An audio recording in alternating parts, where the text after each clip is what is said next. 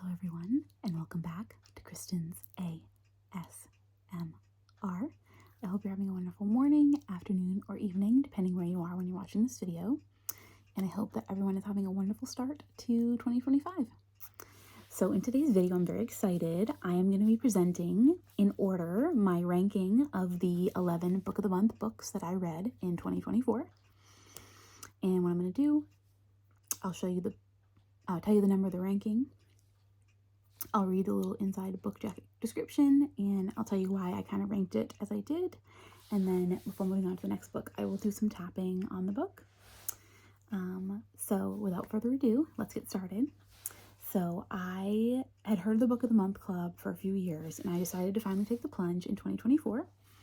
Decided to not do it until February. So I have the books for February through December, and I'm really excited that this year I will have a full January to December. So this will probably be an annual tradition to show the books that I read. I have a few other book videos if you want to go check those out. I love reading. I have ever since I was a kid. It's just the best to me. Like, I read this quote that described it as like reading a book is like hallucinating without drugs. And it's true. Like, I love to imagine the characters, get lost in the book, stay up later than you should reading. I was really excited to finish grad school, not only because, I'm working in the career that I love now, but now I have more time for pleasure reading. I usually will read a couple chapters of the book that I'm reading before bed. It's a nice way to wind down without screens. Sometimes I have 2 books going, sometimes I have 1. When I finished December's book, I was continuing to read another book that I had borrowed from somebody. And then I just picked up the second book in a different trilogy that's not related to a Book of the Month book. So I'm excited to finish one book that I'm reading right now and start January's Book of the Month book, along with the one in the trilogy, the second book in a trilogy. So without further ado, let us get into this. So drum roll please. So my number 11 and lowest ranked book is The Ministry of Time. The Ministry of Time. So I'm going to read you the inside book jacket, like I said, and then I'll talk to you about why this was number 11 and my least favorite book. This was the May 2024 pick for me. An ingeniously imagined, hilarious romp through time, space, and the human heart that announces an exhilarating new voice in contemporary fiction. In the near future, a civil servant is offered the salary of her dreams to work on a top-secret project. A recently established government ministry is gathering expats from across history to establish whether time travel is feasible for the human body, but also for the fabric of space-time. She is tasked with working as a bridge, living with, assisting, and monitoring the expat known as 1847 or Commander Graham Gore. As far as history is concerned, Commander Gore died on Sir John Franklin's doomed 1845 expedition to the Arctic, so he's a little disoriented to be living with an unmarried woman who regularly shows her calves, surrounded by outlandish concepts such as washing machines, Spotify, and the collapse of the British Empire. But with an appetite for discovery, a 7-a-day cigarette habit, and the support of a charming and chaotic cast of fellow expats, he soon adjusts. Over the next year, what begins as an excruciatingly uncomfortable housemate dynamic evolves into something much deeper. By the time the true shape of the ministry's project comes to light, the bridge has fallen haphazardly, fervently in love with consequences she could never have imagined. Forced to confront the choices that brought them together, the bridge must finally reckon with whether what she does next can change the future. An exquisitely original and feverishly fun fusion of genres and ideas, The Ministry of Time asks, what does it mean to defy history when history is living in your house? Kayleen Bradley's answer is a blazing, unforgettable testament to what we owe each other in a changing world. So, and on the back cover it says, a boy meets a girl, the past meets the future, a finger meets a trigger, the beginning meets the end. I really wanted to like this book. I loved the concept of time travel, sci-fi, and everything. I just found the book really slow moving. There's hardly ever a book that I start and don't finish, but I seriously thought about not finishing this one. It just yeah, it had a hard time keeping my interest. I said it was just slow. I mean, the concept was cool. Having someone from the future be like a bridge for someone from the past, but this was my number 11 book. I just didn't care for it too much. Also interesting, like it never says the name of the main character, which is kind of interesting. Which, I mean, I guess there's a little bit of a, well, spoiling it, I guess. There's a reason they don't say the name of the main character, who's the bridge that takes care of Graham Gore, but I will not spoil that.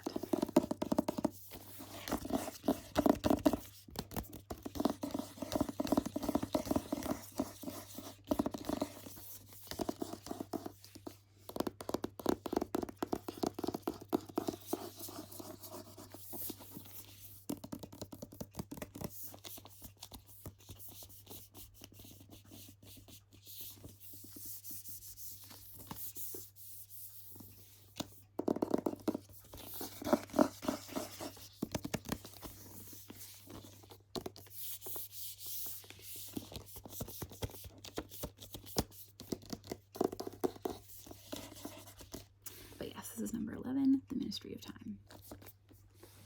So moving on to number 10 is Honey by Isabel Banta. This was June 2024's book. An addictive coming-of-age story that follows the meteoric rise of pop star Amber Young as she navigates fame and self-discovery in the late 90s and early 2000s. It is 1997, and Amber Young has received a life-changing call. It's a chance thousands of girls would die for. The opportunity to join girl group Cloud9 in Los Angeles and escape her small town.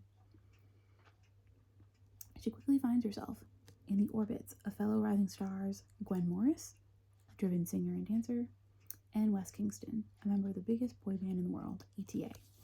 As Amber embarks on a solo career, her rich interior life is frequently reduced, and she finds herself surrounded by people who claim to love her, but wish only to exploit her. Driven by a desire for recognition and success, for love and sex, for agency and connection, Amber comes of age at a time when the kaleidoscope of public opinion can distort everything, and one mistake can shatter a career.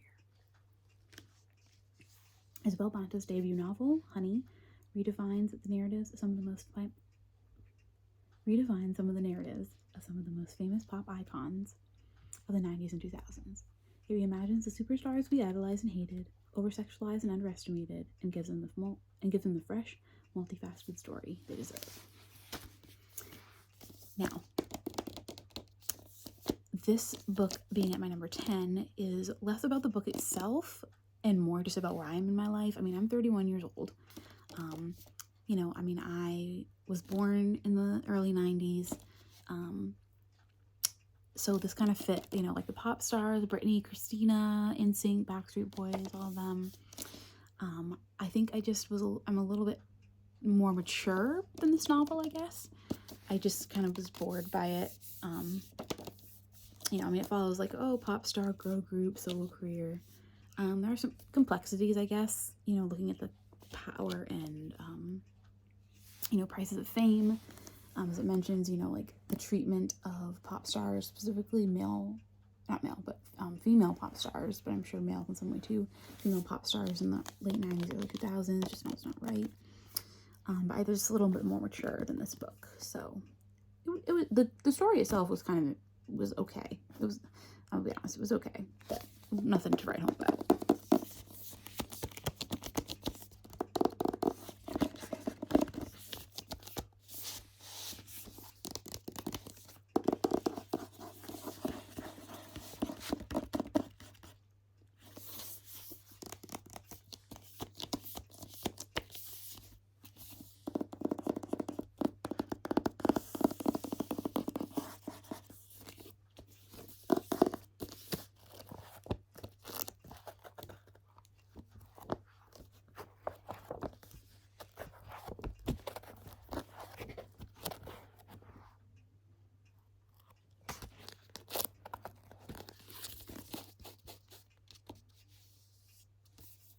So yeah, this was my number 10 book. So I'll look at something on the Ministry of Time. Okay. I like to just flip through the pages. So I think I really did that with this one.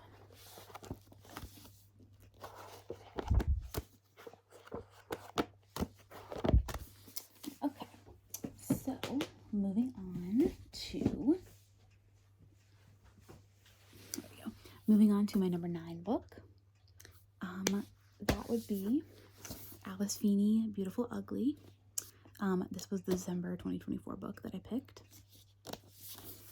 And I will note, like, the book of the month, it's cool too. You usually have like 6 different genres to pick from. Like the Ministry of Time was science fiction. I think contemporary fiction was Honey. This is a thriller. I really love thrillers.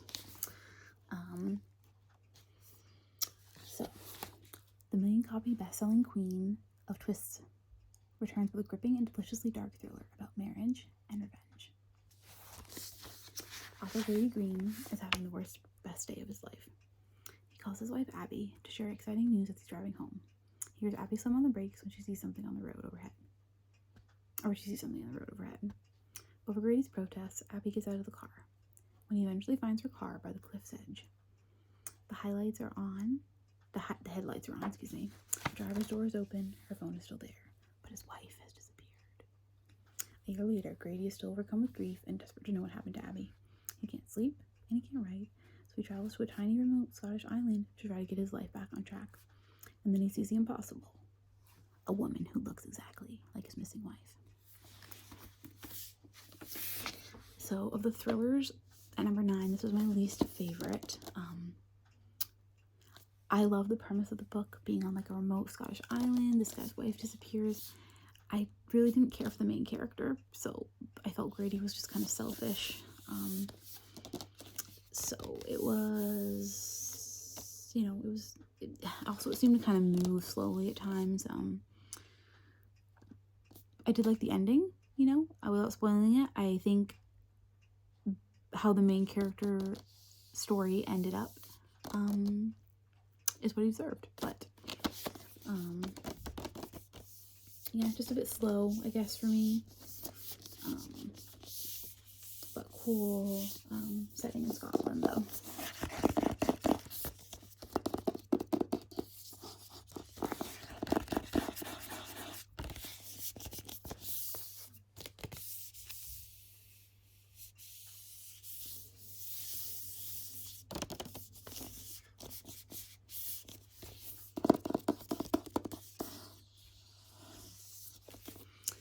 Number 9, Beautiful Ugly. I did want to note for a second back with Honey. Probably my favorite character in the book is the music producer that comes along to help Amber Young. I think he's my favorite character in the book.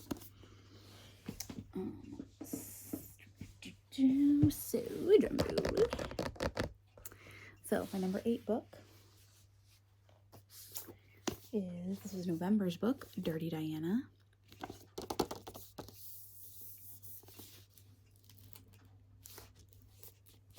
And this is by Jan Besser and Shanna Fest. A provocative novel about being caught between marriage and memories of a more sensual past. The first of a 3-part series based on the #1 fiction podcast. Diana Wood has a job she likes and a husband, Oliver, she loves. They have a daughter they adore. Diana and Oliver spend all their time together. They even work in the same office. They're in married love, which isn't exactly the same as love, but it's fine. Or is it? Is fine good enough? Diana and Oliver haven't had sex in months, and their intimacy seems more like a memory than a reality. The cozy trappings of Diana's life in Dallas, Texas have become ever more confining. She is restless, growing more distant from Oliver by the day. A trip to see an old friend in Santa Fe prompts Diana to remember the woman she used to be. An aspiring artist, someone devoted to creativity, spontaneity, sensuality. In her past, especially with Jasper, the dashing photographer with whom she once had an unforgettable love affair, Diana let herself fantasize. She let her body lead the way. She was wholly alive. Returning to Dallas, Diana decides to discover the deeply feeling woman she once was. She begins interviewing other women, painting their portraits as they speak. She encourages them to give voice to their secret desires, as she captures their deepest, innermost fantasies. But is it possible for Diana to reclaim her more sensual self and maintain the marriage she committed to? What if connecting to her own desires means dissolving the safe life she so carefully cultivated? Even though this is my number 8 book, I did really enjoy this. So this was based, I guess, on a podcast that came out in 2020 that Demi Moore was part of, Dirty Diana. I love female empowerment, like owning your sexuality. Diana, but I don't agree with some of her choices in the book. I think it's a great view of not losing ourselves in a relationship. Like, we might evolve in a relationship, but the things that are important to us outside of a relationship should hopefully be able to continue on the inside. So this book, like I said, it was my number 8. I did enjoy it. It is part of a trilogy, which I love trilogies, but with Book of the Month, I don't really want to do a trilogy because if I can't get the book as part of the Book of the Month, I'll have to get it separately. So I will read the second and third book in the trilogy at some point, but not for a little bit.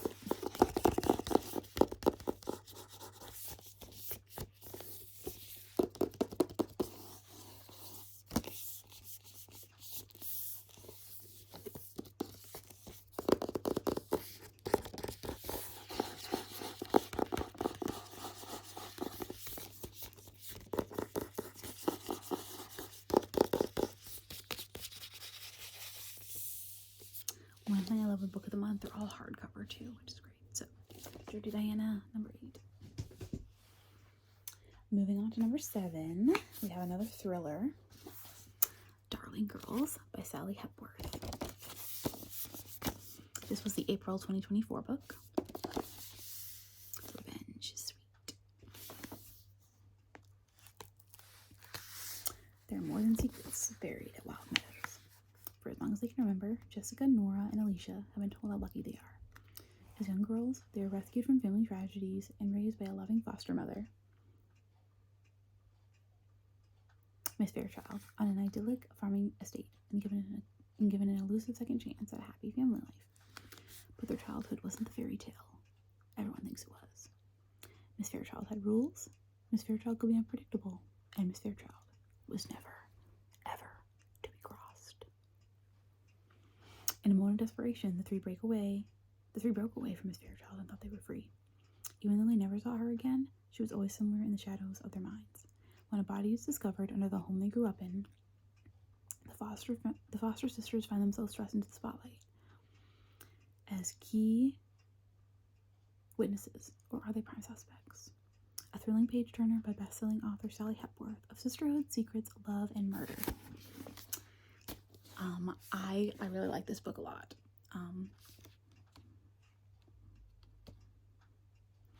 Number 7, like I said, it's hard. It was hard to rank these, I'll tell you. But this was set in Australia. I loved kind of seeing the twists and turns within it. Interesting to see how the author handled, like, Jessica is kind of like the uptight type A personality. Alicia is kind of the person with commitment issues, and Nora is kind of the free spirit troublemaker. But this was great. Like, it was really interesting to discover who the body underneath the house was, the foster house. Seeing Miss Fairchild. So one thing that I liked with this book, the chapters are told, one chapter might be Jessica, one might be Nora, one might be Alicia. So that's kind of a cool way to get their perspectives on everything. But number 7, I did like this one a lot. Great thriller.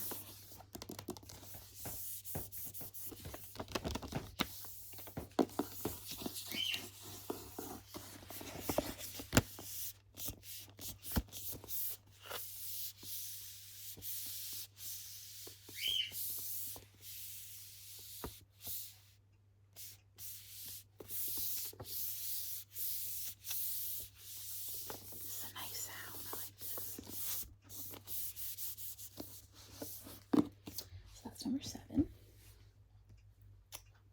Number 6, we have another thriller, Like Mother, Like Daughter by Kimberly McCreight. This was August of 2024's book. Frankie just came up to say hello. Say hello, Frankie. So, when Cleo, a student at NYC, arrives late for dinner at her childhood home in Brooklyn, she finds food burning in the oven and no sign of her mother, Kat. Oh, I'm gonna read you a story. Look at my boy. He's very cute. Then Cleo discovers her mom's bloody shoe under the sofa. Something terrible has happened. But what? The polar opposite of Cleo, whose out of control emotions and unsafe behavior have created a seemingly unbridgeable rift between mother and daughter. Kat is the essence of Park Slope perfection, a happily married, successful corporate lawyer, or so Cleo thinks. Kat has been lying. She's not just a lawyer. She's a firm's fixer. She's damn good at it, too. Growing up in a dangerous group home taught her how to think fast, stay calm under pressure, and recognize a real threat when she sees one. And in the days leading up to her disappearance, Kat has become aware of multiple threats: demand for money from her unfaithful soon-to-be ex-husband, evidence that Cleo has slipped back into a relationship that's far riskier than she understands, and menacing anonymous messages from Kat's past, all of which she's kept hidden from Cleo. Like Mother, Like Daughter is a thrilling novel of emotional suspense that questions the damaging fictions we cling to and the hard truths we avoid. Above all, it's a love story between a mother and a daughter, each determined to save the other before it's too late. Alright, so that is my number 6. I really enjoyed this book. The mother-daughter relationship, as I mentioned, I was always really close to my mom. I like the way that the story is told. It goes back and forth between the mom before she disappears, and then minutes, hours, days with the daughter after the mom disappears.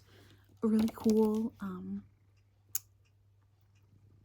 The person that kidnapped her, the mother, great twist. That's what I love about a thriller. Like, the twist, sometimes you feel like you can guess, sometimes you don't. My number 6, I like this. This was a really good one.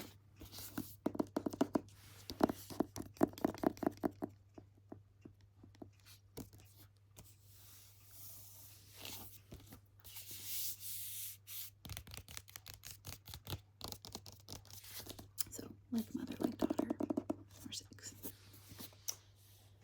Alright, moving on. We are cracking the top 5 here, folks. Top 5. We have another thriller, surprise. House of Glass. This was July of 2024's book. Love that the cover's purple. The cover art, very cool. Everyone has a breaking point. This is by Sarah Pekanan. On the outside, they were the golden family with a perfect life. On the inside, they built the perfect lie. A young nanny who plunged to her death, or was she pushed? A little girl who collects sharp objects and refuses to speak. A lawyer whose job it is to uncover who in the family is a victim and who is a murderer. But how can you find out the truth when everyone here is lying? Rose Barclay is a 9-year-old girl who witnessed the possible murder of her nanny in the midst of her parents' bitter divorce and immediately stopped speaking. Stella Hudson is a best interest attorney, appointed to serve as counsel for children in high-conflict custody cases. She never accepts clients under 13 due to her own traumatic childhood, but Stella's mentor, a revered judge, believes Stella is the only one who can help. From the moment Stella passes through the iron security gate and into the gilded historic home of the Barclays, she realizes the case is even more twisted and the Barclay family more troubled than she feared. And there's something eerie about the house itself. It's a plastic house, with not a single bit of glass to be found. As Stella comes closer to uncovering the secrets the Barclays are desperate to hide, danger wraps around her like a shroud, and her past and present are set on a collision course in ways she never expected. Everyone's a suspect in the nanny's murder. The mother, the father, the grandmother, the nanny's boyfriend, even Rose. Is the person Stella is supposed to protect the one she made protection from? Top 5, that's a great book. I was really hooked with this one. Rose not talking, seeing the behavior of the mother, father, grandmother, it's great. Stella, I love the little story of, Stella, working with the family to figure out what happened, what she ends up uncovering with the case, and, trying to protect Rose, who doesn't seem to want her help. It's a really interesting story.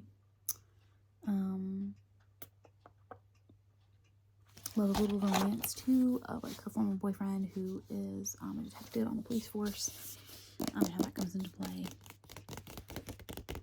But this is a pretty great book. Top 5 material, like I said.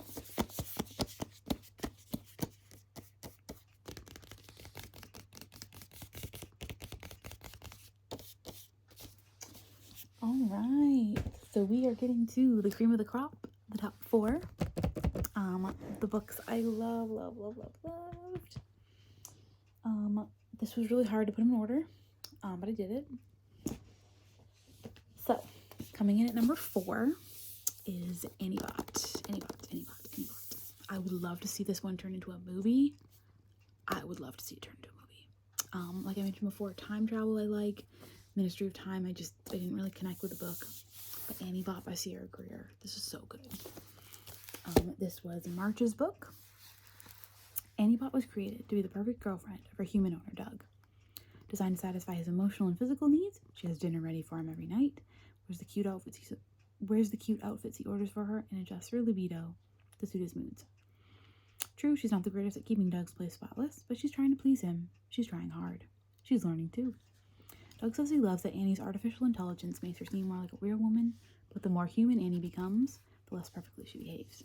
As Annie's relationship with Doug grows more intricate and difficult, she starts to wonder, does Doug really desire what he says he wants? And in such an impossible paradox, what does Annie owe herself? Oh, this book, I was blown away. Like, AI is a huge thing right now. Like, this was so cool. Like, the ethics of, like, AI and robots. Like, Stella. Like, Annie, in the book, so the AI, like, girlfriends and stuff, they're called Stellas. And Annie is a Stella. And they have different, Stella types, like, for, specifically for cleaning, companionship. This book, like I said, I really want to see it turn into a movie. Book of the month has this thing called the Lollies, where the readers rate the best book of the year. This book I chose as my number 2 pick of the ones that they had. I will show you what my number 1 was when we get there. But highly recommend. This is number 4. Like, this easily could have been a number 1. It was just so good, like, seeing, Annie break out of just, like, the AI, like, stiff girlfriend, like, the 1950s style, like, housewife, and become her own person. So freaking cool. Love this book, let me tell you. So good. Alright, top 3, everybody.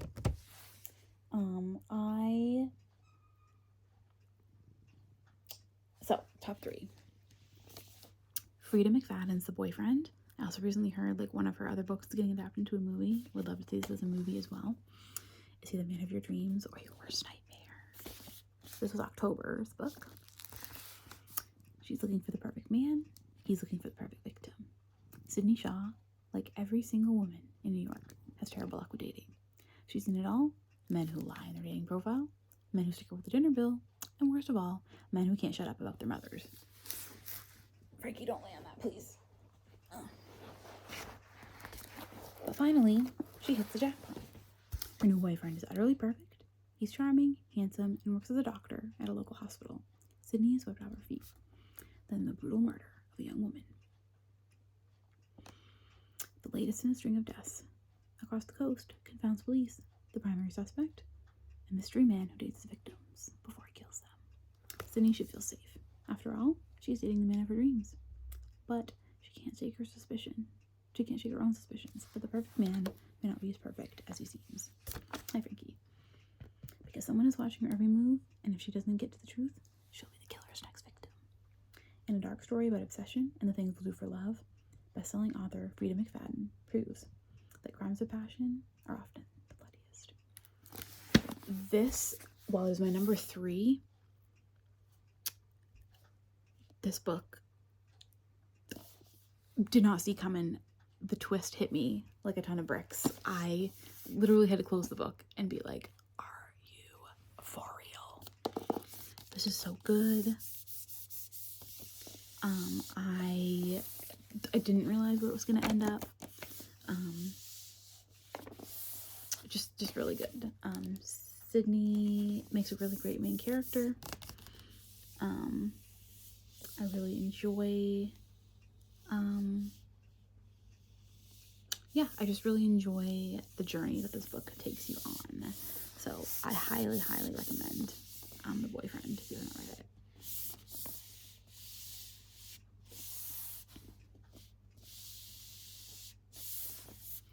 Also, sorry, my nails are super short right now. I'm not feeling super tappy. I can't wait till they grow it again. I'm gonna paint them, but The Boyfriend, really good. All right, my number 2 and number 1. I went back and forth. It was really hard for me to pick which one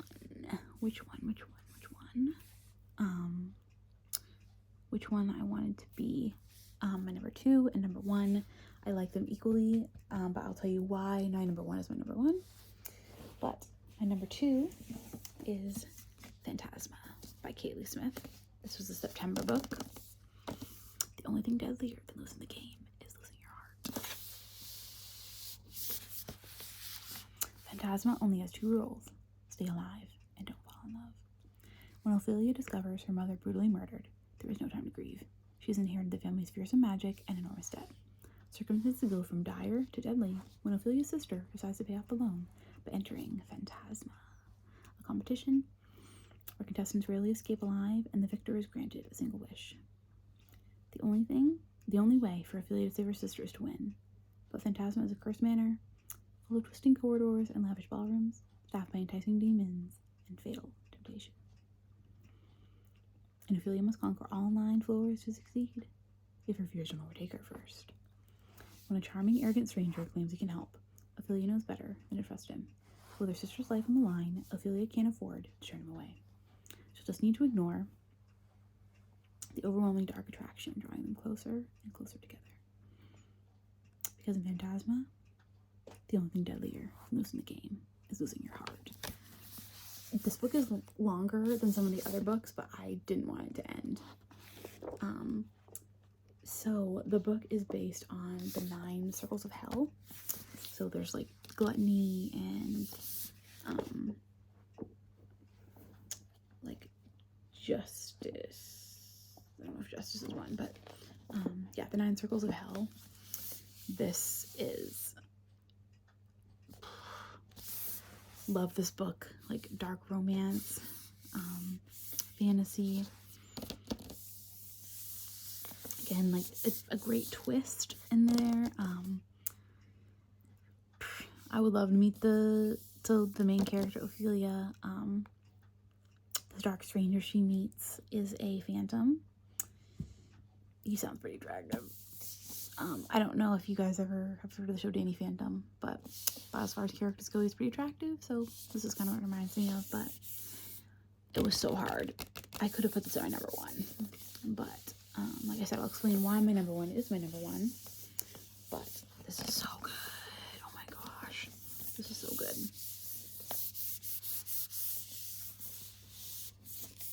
Fantasma. So good. So good.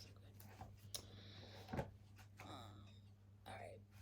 Oh, and something I wanted to note back with The Boyfriend, that one is also told from a couple different perspectives. There's going back in time with the character Tom, who ends up dating the character Sydney, and then Sydney's perspective on things.